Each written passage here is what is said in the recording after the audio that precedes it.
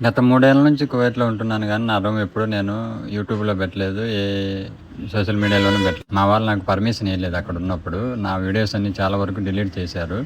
నేను ఇలాంటి వీడియోస్ పెట్టింటే. కానీ ఇప్పుడు 10 మందికి తెలియాలా, ఇలాంటి రూమ్ ఇస్తారు, ఇలాంటి రూమ్‌లలో చాలా కష్టము, ఇలాంటి ఇబ్బందులు పడతారు అని చెప్పడానికే నా ఉద్దేశము. అంతేగాని వేరే ఉద్దేశంతో కాదు. ఇలా రూమ్ ఉంటది. కానీ అన్ని ఫెసిలిటీస్ ఇస్తారు. రూమ్ ఒకటి కొంచెం ఇబ్బంది పెడుతుంది. ఎందుకంటే ఎండలకాలం బాగా వేడి ఉంటుంది, చలికాలం బాగా చలి ఉంటుంది.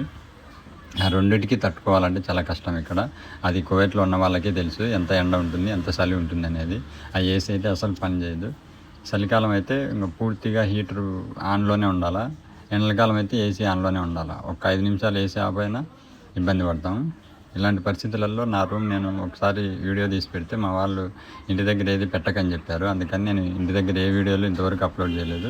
ఇప్పుడు ఇలాంటి పరిస్థితులు తెలియజేయడానికే నేను ఈ వీడియో అప్లోడ్ చేస్తున్నాను. ఒకసారి ఆలోచన చేయండి. కువైట్కి వెళ్ళాలనుకున్న వాళ్ళు, కువైట్లో ఉన్నవాళ్ళు, కువైట్ గురించి పరిస్థితులు తెలియజేయండి.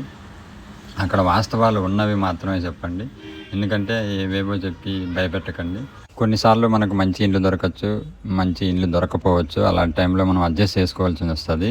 సో మీరు ఎవరైనా సరే, కొత్తగా వచ్చిన వాళ్ళైనా సరే, పాత వాళ్ళైనా సరే, అడ్జస్ట్ చేసుకోగలము అనేటుకుంటేనే కువైట్కి వెళ్ళండి. ఎందుకంటే ఇప్పుడు పరిస్థితులు చాలా దారుణంగా ఉన్నాయి. కొంచెం చూసుకొని ఆగి నిదానంగా అందరినీ అడిగి తెలుసుకొని వెళ్ళండి. బాయ్.